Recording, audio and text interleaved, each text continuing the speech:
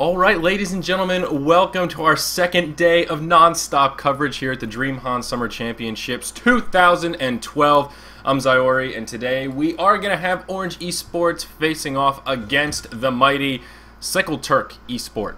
Should be an interesting matchup. We are now in the round of 64. That's right, we are moving right along. Today is actually the last day for the first stage of this tournament. It seems silly to say this early on, but I believe the next cast related to this tournament will be the drawing for the group stages, and after that the group stages start right away. So we are most definitely moving right along and starting on time today. This is so amazing. These teams were ready to go 5 minutes before start time. It is officially 3 o'clock and we are already partially through the bands. This is incredible. It's like we're in the nexus of the universe here. This is absolutely amazing. So, should be an interesting series. As usual, it is going to be a best of 3. Pretty much everything in this tournament is a best of 3. So, this is a big match, a big series, I guess I should say. The winner of this will move on to the group stages, but the loser does go home with nothing but a thumbs up, a pat on the back, and a good try. You guys gave it your all, and I respect that. But that is not the same as the $40,000 on the line here in this fine tournament. So once again, I'm Zyori, and my apologies yet again. We'll be solo casting. Eventually get a co-caster on here. I'm not in too big of a hurry. I have to say, I kind of like this format. One best of 3 every day. It gives me a little bit of content in the middle of the day. I can stop what I'm doing, come home early from work, and be like, hey guys, I got something to cast. See you later. It's awesome. Absolutely loving it. Let's go ahead and get into this game, though, as we see the picking phase has already begun. So let's start with the blind bands. Our Legion side, CTeS, going to start with blind bands on Silhouette and Jeremiah, and ORGE Esports are going to follow in a similar path here and throw their blind bands out onto Plague Rider and Jeremiah as well. So both teams very uneager to play against the Jeremiah here. Sort of interesting how that works out. The blind bands are always an interesting aspect of this lock picking style. What is this called? Lock-picking mode, I guess is the right terminology there. It's very interesting. As yesterday we saw junglers exclusively with the blind bands. Today we're seeing something much different. Go over the locks here, and we actually don't have that fancy graphics bug today, so we can actually see the locks via their icons up at the top. But regardless, we're going to see CTeS with that first lock. Is going to be Meraxis, followed by Bubbles, Forsaken Archer, Wretched Hag, Glacius, and Magnus.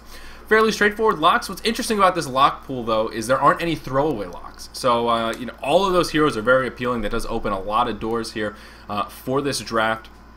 And I already see some interesting picks. So moving right along, we're going to go through the bands very quickly. Pebbles, Dark Lady, Magebane, Tundra, Tempest, and Devourer. All very standard, less that of Devourer, that last ban from Mr. Ghost. Probably a little bit that difference in the international versus SEA meta that we talk about oh so frequently. Still interesting to see a ban coming out on Devourer. Nonetheless, not a hero they want to go up against.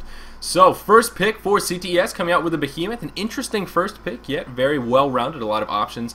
It makes me curious to see if to find out if they're actually going to go with a tri-lane here. That seems to be how Behemoth has been worked in as of late. But we'll see what they do with these next 2 picks. Engineer going to be the next to come out here. And got about 37 seconds left before they make that last and final pick before we go into the lock-picking portion. ORGE Esports going to start things off with their first round with a Luna Wild Soul. So this is going to be great. It looks like we may actually get to see a game with Long Lane Wild Soul. Again, just did a breakdown looking at this strategy, and I have a strong feeling ORGE Esports is going to execute said strategy. And now I'm very confident here it is going to go with the double jungler strategy. Going to be Wild Soul and Ophelia picked up to complement that of Luna. So, of course, Ophelia will be the one in the jungle, and I will bet money that we will see Wild Soul in the long lane. I am so excited. It gives us so much to talk about once we get into this game.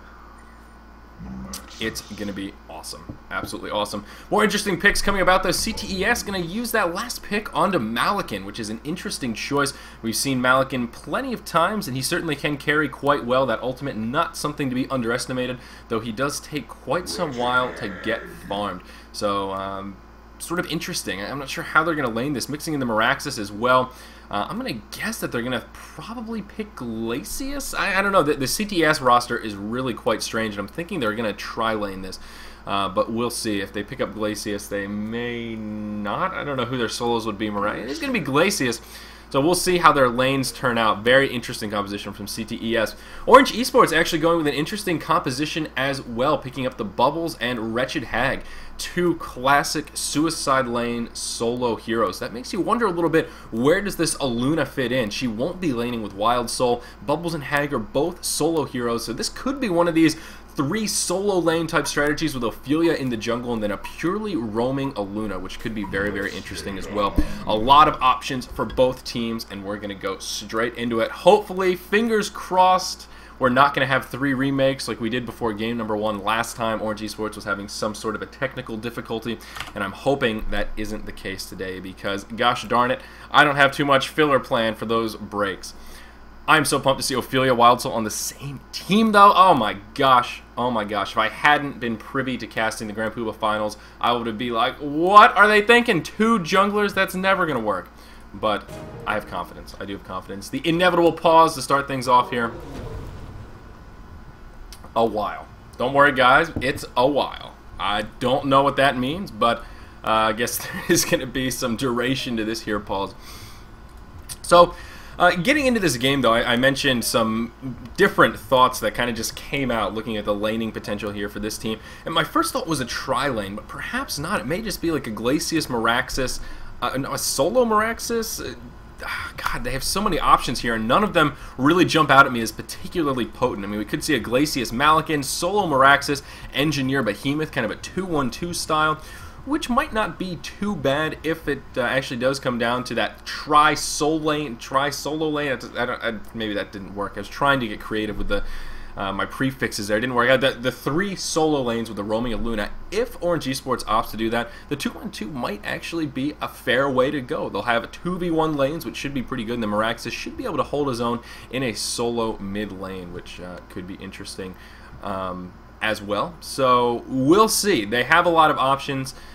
As always, it's a bit of a coin flip to start things off with this laning phase.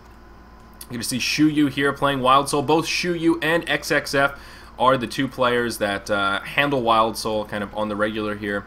XXF, of course, pretty well known as the carry player here for ORGE Esports, and Shuyu tends to be more of a support, though he really does play a variety of roles. Shuyu kind of reminds me of Tralfmador a little bit in that jack of all trades almost. He really can play any role quite potently, as I'm sure we'll see with Wild Soul here. Of course, the Wild Soul strategy I have in mind is pulling the creeps around with the bear, doing some fancy micro work. I'm really hoping he's going to execute this strategy. You don't necessarily have to. Wild Soul can be a powerful long laner, just as Wild Soul, just being there, throwing his little sticks, doing his thing, being annoying in lane, having that bear for additional auto attack potential. We'll see. A couple of options still, and I'm very much so looking forward to getting this game started. Back-to-back pauses. The bane of solo casting. It used to be the bane of Heroes of Newerth in general. I don't know why, but almost every single game, it seems we have a remake or a pause, unfortunately. One person goes AFK, and then everyone else goes AFK, and they all come back slowly with big buckets of water. Apparently HoN players tend to overhydrate while playing. The big competition, the hypertension from the nerves as well, doesn't spell well for bladder control. Anyhow, here we are finally into the game, and we should see these lanes start to unfold before our eyes. And let's take a look at what this Legion side is up to. Malakin going to be the one to head down to the bottom lane. Meraxes is going to go mid, and I'm going to guess that he'll be the one to solo this lane. So it is looking close to that 2-on-2 I was talking about. And here it is. Glacius now going to head to the bottom, so he's going to be laning with with Malakin, pardon me. And up in the top it is going to be Engineer Behemoth. Now what's weird about this is I just don't see that synergy between these lanes. You know, Malakin, Glacius, sure, that's okay. That's kind of your classic double slow, I'm going to farm, you're going to babysit me kind of a lane. I don't have too much of a problem down here with this bottom lane. Meraxes solo mid in any kind of a heads-up scenario. Meraxes can hold his own quite easily. We see Wild Soul down here in the jungle already, trying to position himself appropriately. We see the couriers flying around, and they are going to get some scouting intel, so they'll know what's going on here. Shuyu actually going to go ahead and just throw a ward down to block the pull. No big surprise there. Very nice ward placement as well. Going to give him a little bit of vision into that primary access point. See him with the bear. He's going to be pulling these creeps straight away. This is the Orange Esports Wild Soul style here. We'll see once the creeps spawn exactly how this works, but he's going to pull these creeps all the way around. He's going to tank them at the tower, hence forcing the Hellborn creeps all the way up against this tower, making it very, very difficult for Malkin to pick up those early last hits. Probably also going to force Malkin to tank some of those creeps as well, which will do a considerable amount of damage to start things off. So here we are. Boo Boo going to go ahead and pick up the creeps. He's going to aggro them around. Glacius going to kind of get in the way here. The problem with this, there isn't really much that you can do about it. Even if Glacius comes in and harasses the bear, what's he going to do? The creeps are still going to stay aggroed on the bear. Unless Shuyu makes some sort of really big mistake, i.e. running the creeps into neutrals, or just miss aggroing and only getting half the pack, there really isn't much that they can do to stop this. So he's going to be able to pull them and tank them with the bear, pick up last hits very, very easily, but all the while down here, Malkin's going to struggle so much. Look how much damage they're doing to him already. He's still yet to use any of that regeneration, but he has to tank all of these creeps, and also it is difficult farming. That was a full wave, and he only managed 2 of the last hits, all the while Wild Soul's having a very easy time here. And he's not only going to be able to continue denying his lane, but he should be able to pick up most of these last hits. Boo Boo did start off with that stout shield, no hatchet, which is one avenue that you can go, but having those, the double 1.5 heroes here in lane, I don't know how you classify Boo Boo. But it does make for some fairly easy last hitting. And as this lane continues to be a bit of a back and forth battle, Shuyu is going to keep using the bear to get some lane control. Like the beautiful lane control he's set up for himself already after only 1 wave of creeps. So before we got sidetracked talking about Wild Soul and Boo Boo and bears all around, I was talking about this Engineer Behemoth lane, and part of the reason why I was a little bit skeptical about the draft here that CTeS has gone for is I don't see the synergy in this lane. This is the one lane where I'm like, and your plan is blank. Insert ad lib here. I don't really know what they're going for. XXF will be able to hold his own on Wretched Hag in this 1v2 lane regardless, because Hag is just such a good suicide laner. But Hag's going to have Ophelia support, just a hop and a skip away, who has a Minotaur, by the way, and she's going to have a Luna moving around, not playing that pure roaming a Luna role, but very much so supporting. We see her stacking some creeps here, and going to be staying out of lane pretty much as possible, and trying to come in and set up ganks once they get some lane control back. We do see some action in the mid lane, though. Mirax is going to get engaged on, and it's looking like he's going to fall here. Down he goes. Handle a Baby going to be the one to pick up the Bloodlust kill, and that means this mid lane is now a victory for our Hellborn side. In that early laning phase, you got to look at these lanes and just think about which team is actually winning. Now that we know the mid lane is won by the Hellborn side, let's compare some of the creep scores and the gold per minute in these other lanes. Looks like Wild Soul's having a hell of a time down here in the bottom lane, sitting at 200 GPM, well above that of Malkin. Let's get those creep scores. We see Malkin only 5-4, while Wild Soul sitting 8-2, so certainly is getting the better of the formula. We're going to see Boo Boo fall, but he's just going to pop right back out there. Part of the reason why this strategy is so difficult to deal with, even if you focus down the bear, he's going to be able to come back just about instantly. Going to see Malkin get engaged on here, and there it is. Bear Root going to come out, and that'll be the end of Rage Bursts there. Ophelia going to come in with a nice Minotaur stun to engage that little fight here. We're going to see Glacius now take a lot of damage. Wangman going to be able to pick up a double tap here as Bubbles comes down with a haster, and looks like Engineer may have bought a one-way ticket down to this bottom lane when he bought that Homecoming Stone, because he is going to get completely sandwiched. Bubbles trying to get some vision. The bear actually not doing much damage here. Bubbles doing a remarkably good job surviving, though there is going to be a root proc come out, and that's going to be the end of Engineer. Shuyu actually going to fall to the creeps, but a well worth it exchange. Handle a Baby, actually the one to pick up that kill. Now he may find himself in a bit of a sticky wicket, though. He's going to get engaged on. He's going to have a Shell Surf coming on up, though, and he may actually be able to survive this. Beautifully done by Handle a Baby. Going to pop on that potion right away. He's going to be able to survive safe and sound, actually with plenty of mana to spare as well. A lot of ports coming down to the bottom lane from CTeS. I love the team support, but unfortunately this opened up a window for XXF to pick up absolute free farm here in the top lane. That creep score starting to skyrocket a little bit here, sitting 16-9, has taken over as the leading farmer in this game, so it's unfortunate they weren't even able to take out Bubbles in that engage, kind of making that engage very much so in favor of Orange Esports and not so much in favor of CTeS here. We're going to see his Minotaur come in. Wang actually doing a lot of harassment. As far as not a Minotaur, a Vagabond leader. Glacius needs to be very careful here. Glacius should be freezing this creep right now. It does an absurd amount of damage. Is Glacius going to fall? Oh my gosh, he's going to survive with just about 15 hit points or so. Very nicely done by Ophelia. Unfortunately, just not quite enough damage. Would love to say that was RNG, but unfortunately, just the math wasn't quite there. Small plays coming out from Glacius, to say the least, right there. That's one of the reasons why Glacius works so well against Ophelia and why Crystal Maiden works so well against Chen. You can freeze those minions for what seems like an eternity. I believe it's 10 seconds, making them very, very easy to kill. Don't know why Glacius didn't drop the freeze there. So let's continue on here. Things still looking very, very good for ORGE Esports. Just glancing at the GPM chart as kind of a preliminary report here, only 5 minutes in.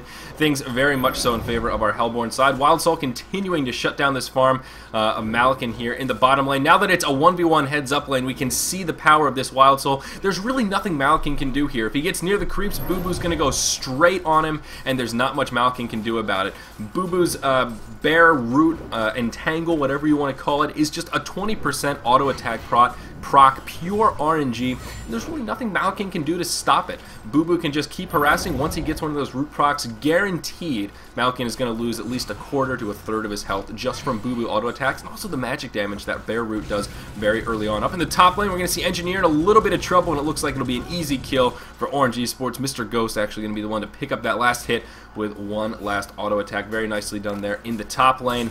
Wretched Hag using that slow.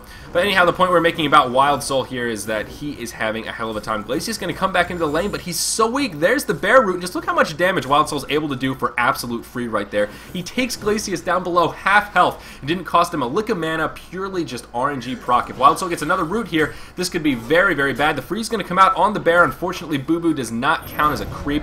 So that freeze only lasts the duration it would a regular hero, not that it would against the creep, i.e. an Ophelia minion. Ophelia with an invisibility rune going to come down here, and I think Glacius is going to be in big trouble. Down he goes. Shuyu actually going to be the one to pick up that last hit. Very nicely done. The invisible Ophelia there to set up that kill. Now, ORGE Esports Malaysia greatly ahead in this game, no doubt, but the power of this composition is still really yet to be realized. They've won the laning phase hands down, but don't forget about the pushing power that they have. Ophelia and Wild Soul on the same team brings an absurd amount of pushing power to the table. Also, to complement that, they have a ton of creep clearing ability as well. Aluna, Bubbles, and Hag are three very, very potent heroes when it comes to creep clearing. That adds to their pushing power as well. We see Hag has already gone ahead and picked up a Ring of Sorcery. Not really a standard Hag build, but does play into that kind of pushing slash early lead mentality that they have going on here in this match.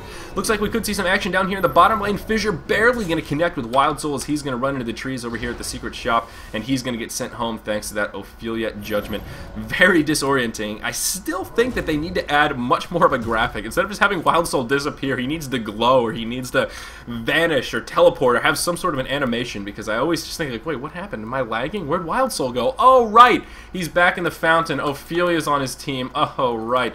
Always catches me off guard, and if players have reported the same thing, it catches them off guard as well. Interestingly enough, 2 Ring of Sorcery is going to come out. Ophelia going to rush a Ring of Sorcery here, and again, complementing that pushing potential this Hellborn team has yet to unlock. Really going to be quite nice for them. Pardon me here. We do see Aluna going to get caught, though. And it looks like Aluna could be in some trouble. Mirax is going to just barely have enough mana for that ultimate. There we go.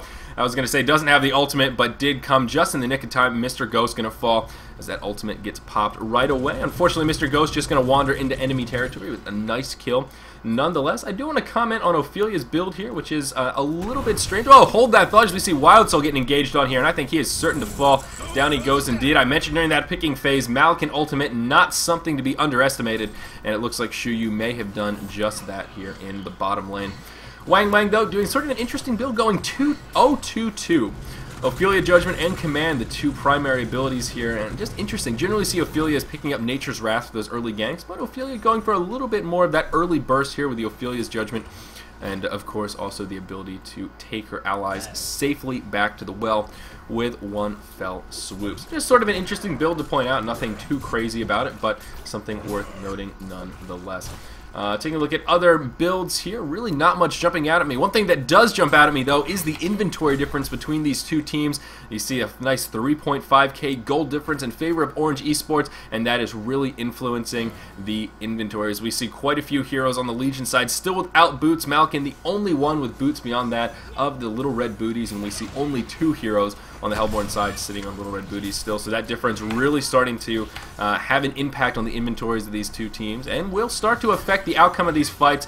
Of course, it will be difficult for anyone from CTeS to run down ORGE Esports or run away from. So they need to be very careful how they choose these upcoming engages while that item discrepancy, or disparity I really should say, is present in this game. We see some pressure but falling that top tier 1 tower. The glyph going to be used to slow down the push.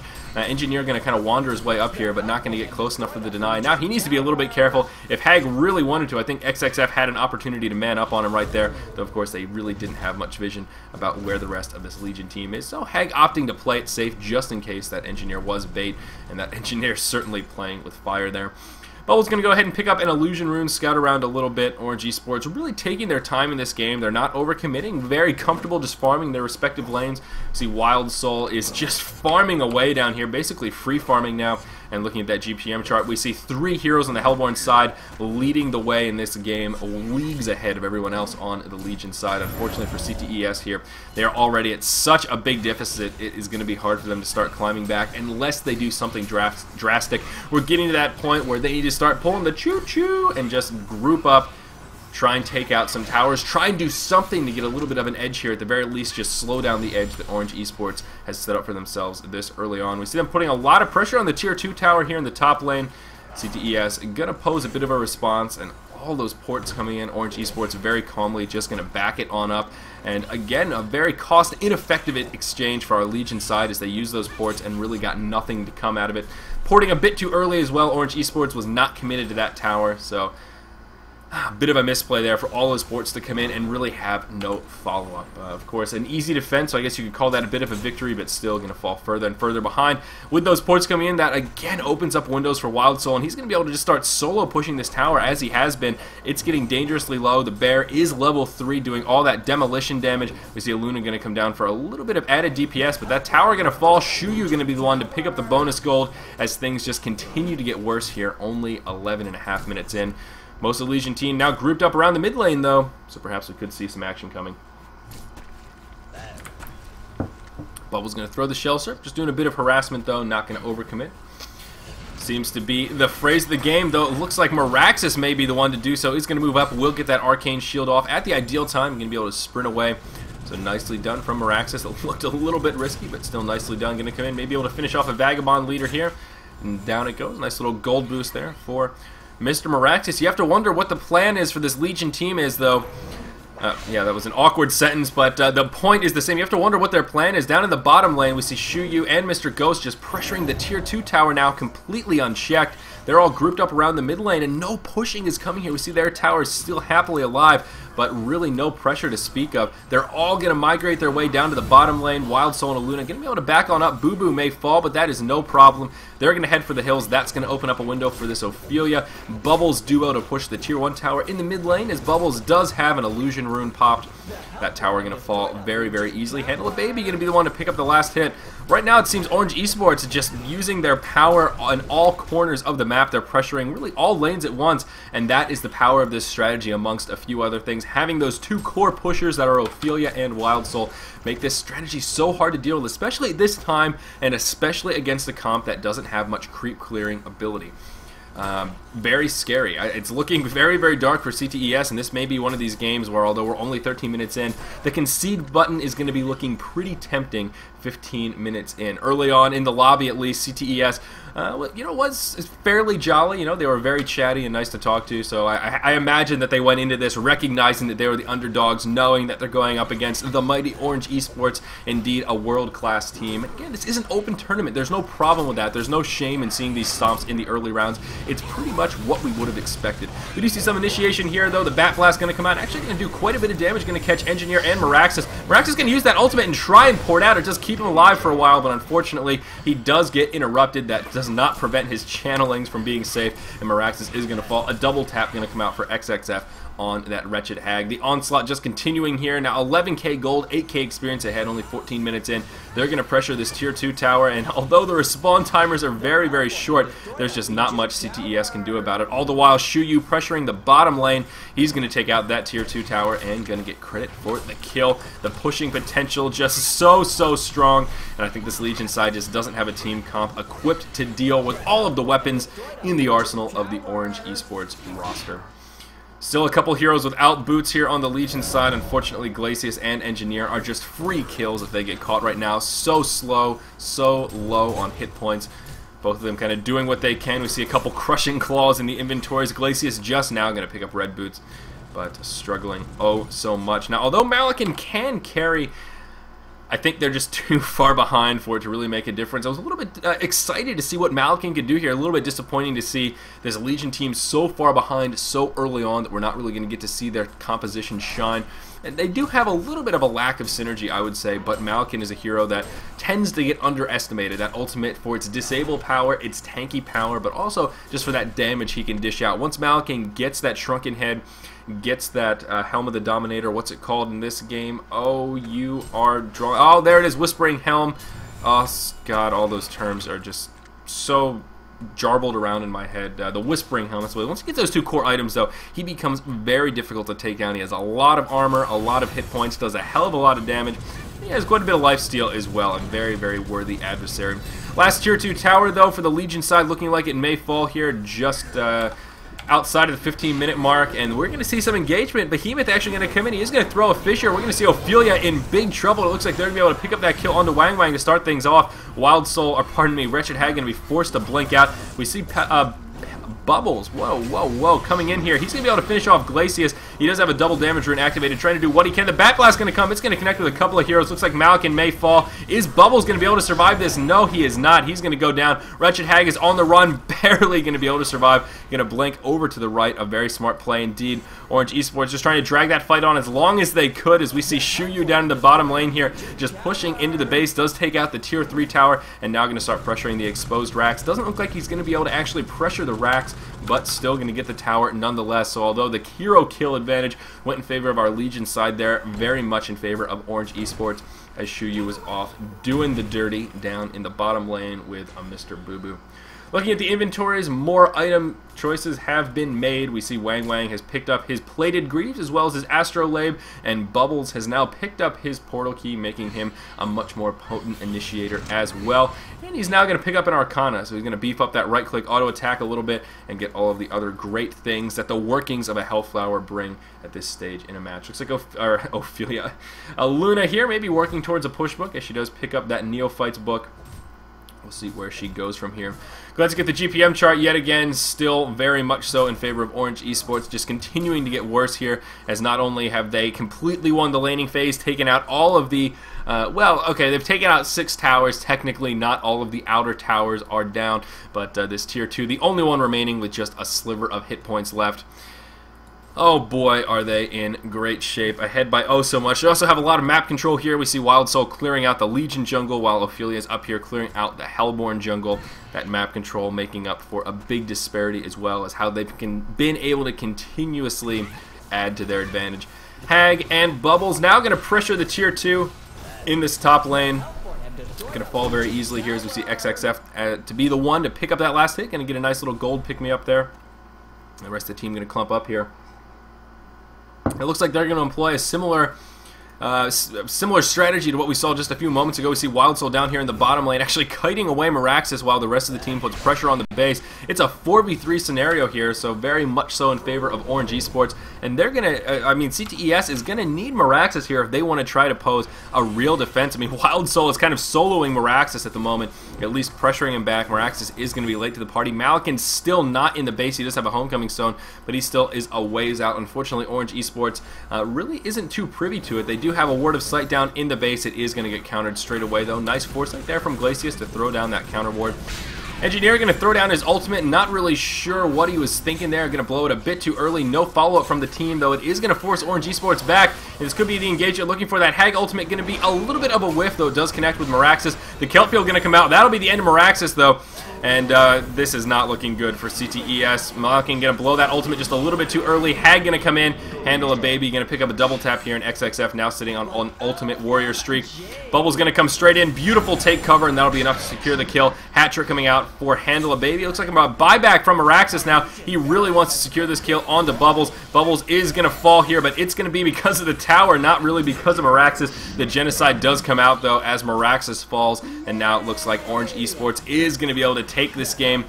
Respawn timers are so short, though. We see 3 of these Legion heroes popping up. Unfortunately, 3 of the more useless heroes. Not a hell of a lot they're going to be able to do to hold off this push. All the while, Shuyu doing work down in the bottom lane. Going to be able to pick up the bottom lane of Rax. The rest of the team looking like they're going to be able to secure this lane of Rax. Behemoth going to walk in. Going to try to get that ultimate off. Unfortunately, he's going to get Hellflowered straight away. The Glacial Downpour going to come in, though, to allow a double tap for Glacius.